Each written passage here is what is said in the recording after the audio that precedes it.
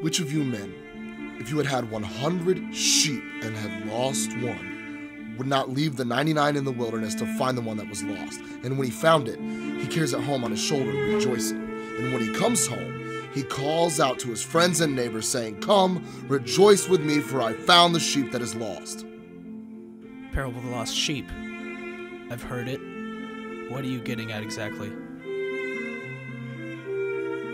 Good shepherd will follow a single lost sheep into the wilderness, and the sheep who was strayed away from home and his master, who is the only one who truly loves him, is carried home and forgiven. Exactly. Therein lies the lesson. In salvation, all is forgiven. Right. So, let's say a man cheats on his wife.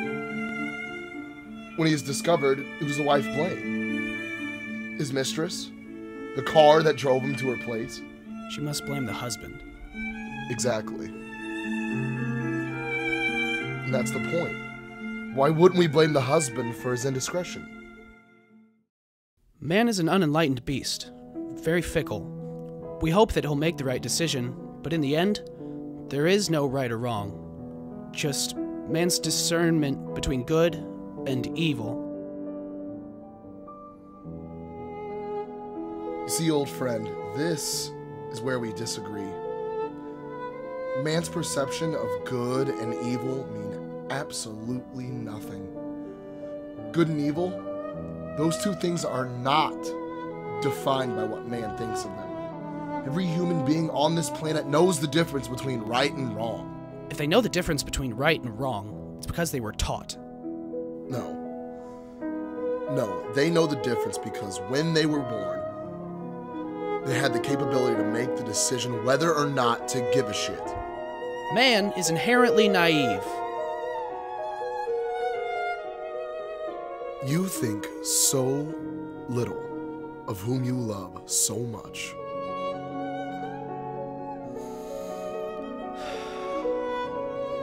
It is not that I think little of him. I just understand limitations. What you're doing is making excuses. I think you've forgotten who you're talking to. Every decision that I make and the way that I do my business is known only to me. Not even you have the slightest clue. With all due respect, I think I do. I mean, after all, who knows you better than I do? You're obviously trying to make a point, so why don't you stop wasting my time and make it? This is the point, dear friend. Whether or not you want to admit it, every man is born with something inside of him. That's something that lives inside of his soul. It defines him. Just as much as good defines evil, as much as you and I define each other, what defines man is choice. No one forces man to sin. Temptation is nothing more than a scapegoat. So when man loses everything, he must know that he has no one to blame but himself.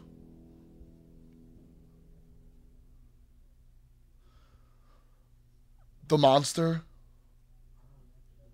lives inside of him, not perched on his shoulder.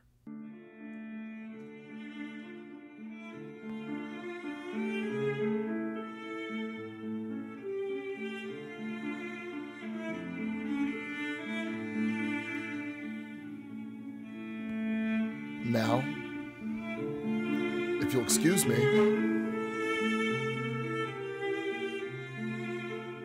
I have some business to attend to.